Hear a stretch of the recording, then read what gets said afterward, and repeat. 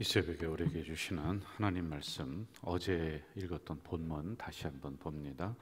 고린도 후서 13장 1절에서부터 5절까지입니다.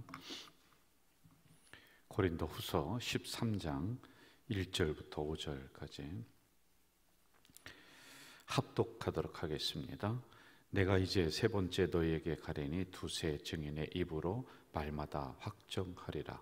내가 이미 말하였거니와 지금 떠나 있으나 두 번째 대면하였을 때와 같이 전에 죄지은 자들과 그 남은 모든 사람에게 미리 말하노니 내가 다시 가면 용서하지 아니하리라.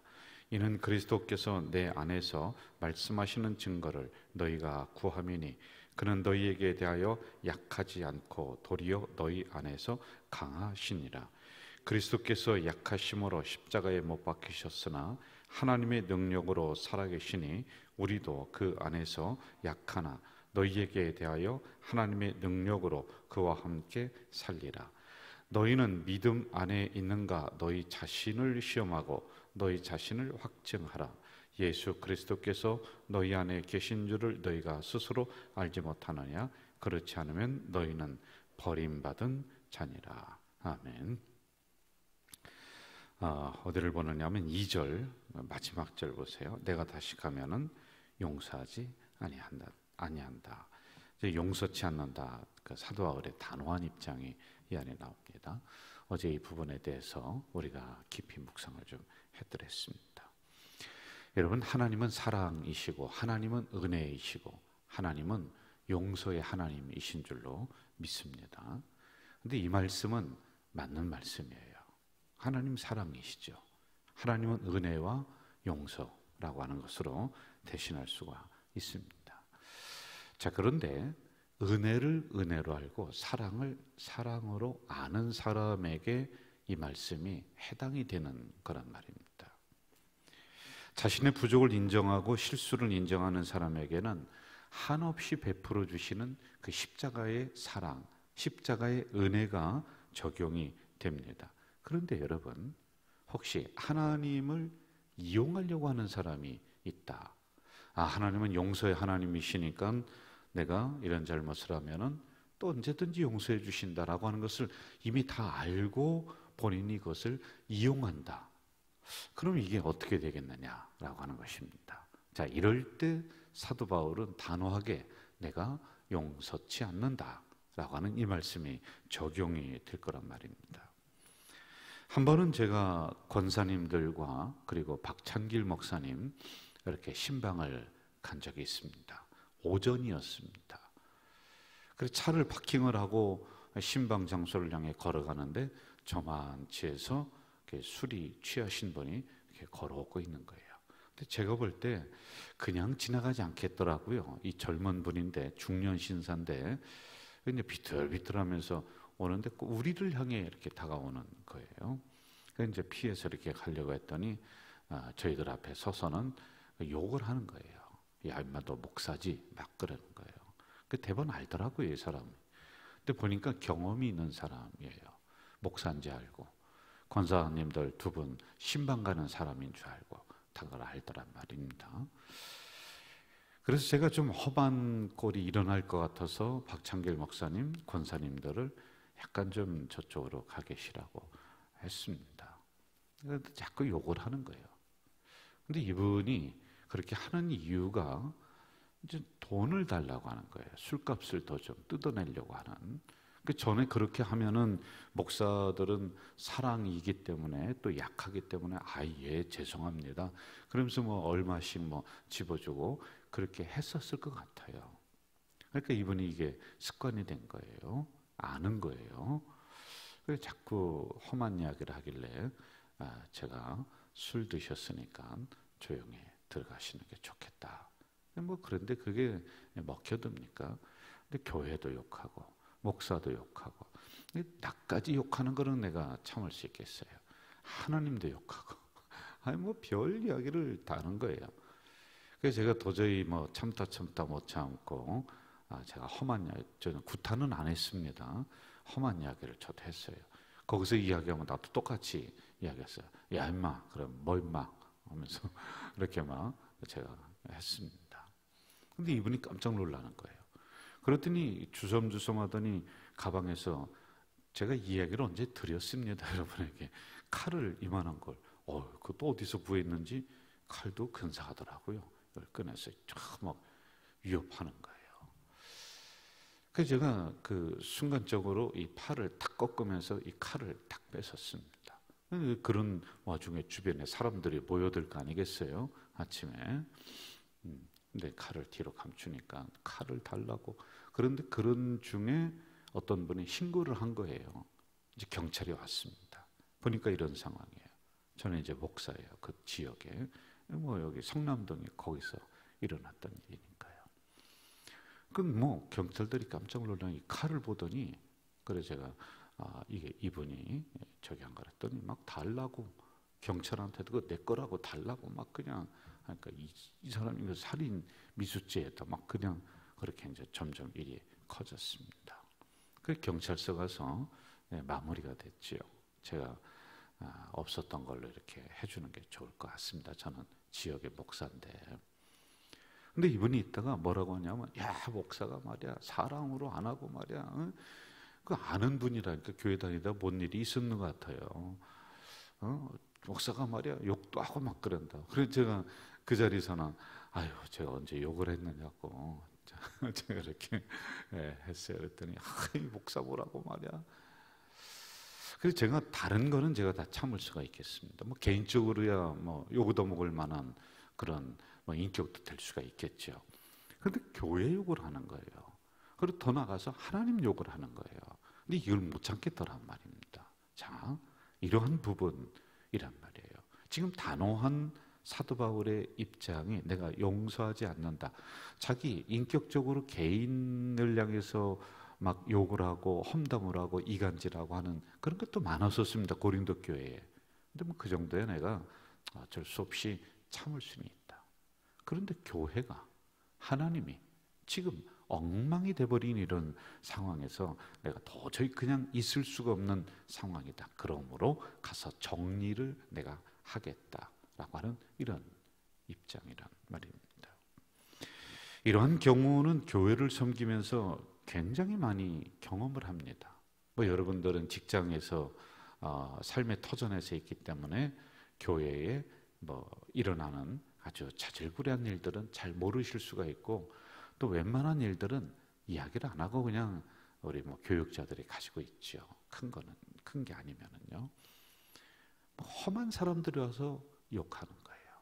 깔보는 거예요. 교회를 깔보는 거예요. 근데 이걸 못 참겠는 거예요. 막 와가지고 막 교회가 이러면 되느냐? 아니 우리 교회가 자기에게 뭐라고 한 적이 없어요. 근데 이제 얻으러 이렇게 좀 도움을 요청하러 오신 분들, 그런 분들이 세상에 천만금을 맡겨놓은 것처럼 와서 막 그냥 한단 말입니다. 아니 와서 자기의 사정을 이야기해도 이게 지금 도와줄까 말까 한 판인데, 교회가 어디 현찰을 쌓아놓고 있습니까? 그렇지 않잖아요. 그런데 와가지고 교회를 욕을 한단 말입니다.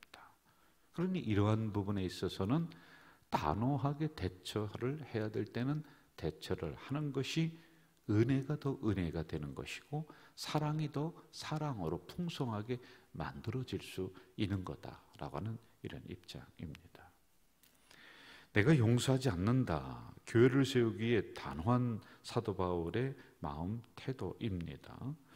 교회 안에 있으면서 착한 양들을 괴롭히고 이간질시키고 자꾸 그들을 꼬이고 타락하게 만들고 분쟁하도록 만들 이러한 그 잔불과 같은 사단의 세력들이 있단 말이에요. 어제도 얘기했죠. 사단의 세력이다 라고 딱 못을 받고 있습니다. 이런 사단에게 내어준 사람들, 하나님의 사람이 아니다. 교회 안에도 있습니다, 여러분. 자, 그러므로 단호하게 내가 처리한다. 용서치 않는다라고 하는 말씀인 겁니다. 자, 그러면서 아주 중요한 부분을 말씀하고 있죠. 3절로 한번 가보도록 할까요? 3절 같이 읽읍시다. 시작. 이는 그리스도께서 내 안에서 말씀하시는 증거를 너희가 구함이니 그는 너희에게 대하여 약하지 않고 도리어 너희 안에서 강하시니라. 이렇게 나와요. 자, 이 부분은 이런 거예요. 주님은 십자가를 지시고 죽으셨습니다. 그런 분이셨습니다. 그런데 그렇게 해야 되는 이유가 있어요. 그렇죠? 십자가를 안 지고 싶었어요. 주님도요. 그런데 그렇게 십자가를 져야만 되는 마땅한 이유가 있었습니다.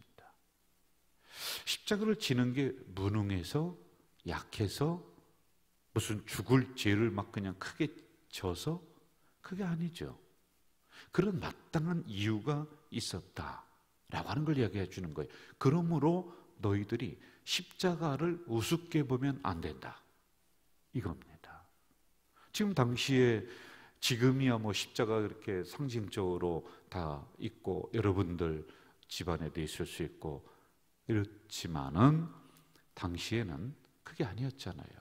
십자가는 부끄러움의 상징, 죄의 상징이었단 말입니다. 자, 그러므로 이것을 대변해주고 있는 거예요. 너희들이 우습게 볼 정도로 십자가가 그런 의미가 아니야. 예수님은 마땅히 십자가를 져야 되는 또 다른 이유가 있었어 라고 하는 이 말씀을 하고 있는 겁니다. 이것은 우리가 잘 알듯이 인류를 구원하시기 위한 구원의 십자가이다라고 하는 이런 말씀이라는 것입니다. 낮아지고 용서하시고 그런 것만 생각해서는 여러분 안 돼요. 십자가를 볼 때 포용하시고 사랑하시고 용서하시고 좋습니다. 좋아요. 자, 그런데 또 다른 면에는 십자가는 강한 거예요. 심판이에요. 재림이에요. 마지막 심판일 때 우리를 다 평가하는 이런 기준이에요. 그러므로 십자가는 약한 것이면서도 강한 것이다 라고 하는 양면성을 이야기해 주고 있는 겁니다. 4절로 한번 가보도록 할까요? 4절 같이 읽어봅시다. 시작. 그리스도께서 약하심으로 십자가에 못 박히셨으나 하나님의 능력으로 살아계시니 우리도 그 안에서 약하나 너희에 대하여 하나님의 능력으로 그와 함께 살리라. 여러분, 우리 자신만 생각하면 약한 존재들입니다. 그런데 누가 계세요? 십자가 지신 주님이 계시니까 우리가 항상 강대상에서 뭐라고 했습니까? 세상을 향해서는 당당하게 나가야 된다.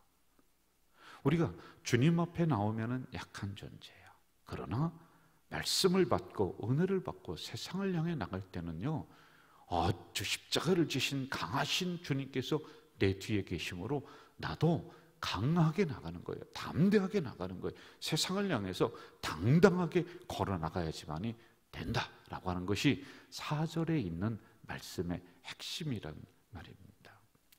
약한 존재였지만은 십자가로 강하게 되는 거예요. 왜? 십자가는 죽음으로 끝난 것이 아니라 하나님의 능력이 임해서 그 안에서 부활의 영광이 있었기 때문에 강한 상징이 되었단 말이에요, 여러분. 그래서 옛날에 그 중세 시대나 그럴 때는 전쟁할 때 십자가 그거 깃발 높이 들고 막 앞에 나가고 하는 거 아니겠습니까? 그러므로 우리 가장 공동체 성도 여러분, 우리 스스로는 약해요. 인간은 약해요. 그러나 십자가 되시는 주님께서 나와 함께 하신다. 그러므로 나는 강한 존재이다 라고 하는 이런 믿음으로 오늘 승리하시길 주의 이름으로 축원합니다. 5절로 가면서 마무리할까요? 5절 같이 합시다. 시작. 너희는 믿음 안에 있는가? 너희 자신을 시험하고 너희 자신을 확증하라. 예수 그리스도께서 너희 안에 계신 줄을 너희가 스스로 알지 못하느냐? 그렇지 않으면 너희는 버림받은 자니라. 자, 여러분, 두 단어를 우리가 유심하게 살펴야지만이 돼요. 너희 자신을 시험하는데 믿음 안에 있는가? 믿음에서 벗어났는가? 너희 스스로 시험하라. 스스로 확증하라. 여러분, 제가 이 강대상에서 김 집사님은 믿음이 큰 사람, 누구는 믿음이 작은 사람, 이렇게 얘기할 수 있는 게 아니에요. 여러분 스스로 나는 믿음 안에 있는가, 이것을 스스로 날마다 확증하면서 시험해야 됩니다. 그리고 두 번째는 하반절 보세요. 너희는 버림받은 자니라. 여러분, 버림받을 수 있다 라고 하는 거예요. 이거 참 신학적으로도 논쟁이 될 수 있는 부분이지만은 조심해야 되는 거예요. 우리가 구원에 있습니다. 그런데 진짜 구원에 있느냐? 구원받았느냐? 그걸 어떻게 알겠습니까? 내가 믿음 안에 있는가? 이걸 날마다 시험해야 돼요. 구원받았으면 구원의 열매가 나타나야 되거든요. 구원받은 사람의 행동, 행위, 언행, 심사가 일어나야 돼요. 이것을 구원의 열매라고 말씀드렸잖아요. 이게 맺혀지지 않는다. 생각 다시 해야 될 거요. 여러분, 진짜 구원받았습니다. 믿습니다. 아멘 합니다. 아멘 크게 하면은 구원이 임하나요? 여러분, 그렇지 않습니다. 제가 신학적으로 아직 정립이 안 돼서 말씀을 강하게 제가 못 드려요. 이거는 우리 교계에서도 논쟁이 되고 있는 부분들이기 때문에 진짜 구원받았으면 구원의 열매들이 여러분의 삶에서 맺혀야 돼요. 하나하나. 그렇지 않으면 다시 살펴야 돼요. 정리하겠습니다. 믿음 안에 있는가 날마다 시험하고 나는 버림받은 존재가 되지 않을까 늘 두려움을 가지고 말씀 앞에 서서 살아가시기를 바랍니다. 오늘도 주신 말씀 간직하면서 소중히 여기면서 이 하루를 살아가세요. 어떻게 살아가냐면은 오늘 마지막이다라고 하는 그 생각으로 우리가 최선을 다해서 사는 거예요. 나에게 주어진 친구도 시간도 직장도 가족도 내가 소중하게 여긴다라고 하는 그런 마음 자세로 함부로 교회를 함부로 했고 하나님을 함부로 하면 용서치 않는다 하셨지 않습니까? 그러므로 소중하게 여기면서 오늘 하루도 승리하며 살아가는 우리 가자 공동체 성도들 되시기를 주 이름으로 축원합니다. 사랑하시는 아버지 하나님, 정말로 나에게 십자가가 있는지 구원이 있는지 다시 한번 점검할 수 있도록 인도해 주시옵소서.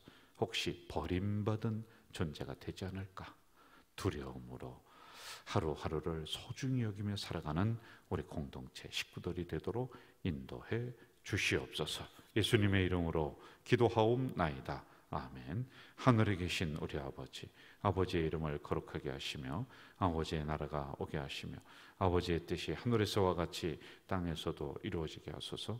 오늘 우리에게 일용할 양식을 주시고 우리가 우리에게 잘못한 사람을 용서하여 준 것 같이 우리의 죄를 용서하여 주시고 우리를 시험에 빠지지 않게 하시고 악에서 구하소서. 나라와 권능과 영광이 영원히 아버지의 것입니다. 아멘.